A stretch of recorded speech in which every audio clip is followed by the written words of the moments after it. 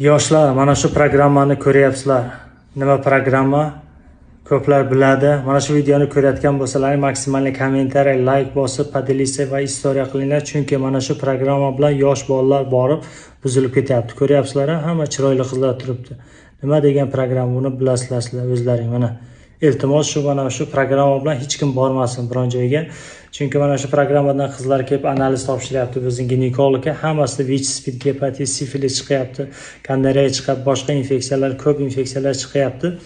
Ertaga borib sizlar uylanasizlar, O'zbekiston, Tojikistonga borib uylanishdan bir hafta oldin VICH, SPID, gepatit, sifilis topshirasizlar. Agar birontasi chiqsa, biron qiz atkaz qiladi, to'yda to'xtatadi, bironta qizini bermaydi.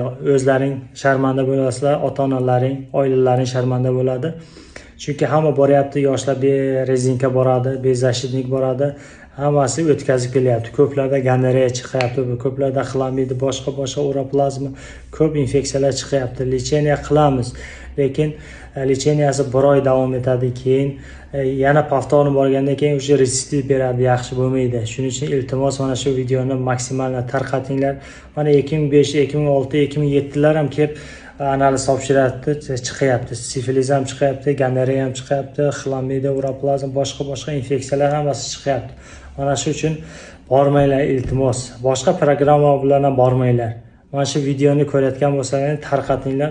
Yoshlarni oldini olishimiz kerak. Yoshlar buzilib ketyapti. Moskvada ham, Peterda ham qizlar, chiroyli qizlarga borib programmada o'tiribdi. Hamma chiroyli qizlar, o'zbekchalar ham juda ko'p. O'zbek qizlar ham buzilib ketyapti. Hali yana bitta video murojaat qilamiz o'zbek qizlarga, mana shu programmaga kirib o'tirmasin iltimos. Biron savol bo'lsa kommentariyaga yozasizlar. Rahmat, sog' bo'linglar.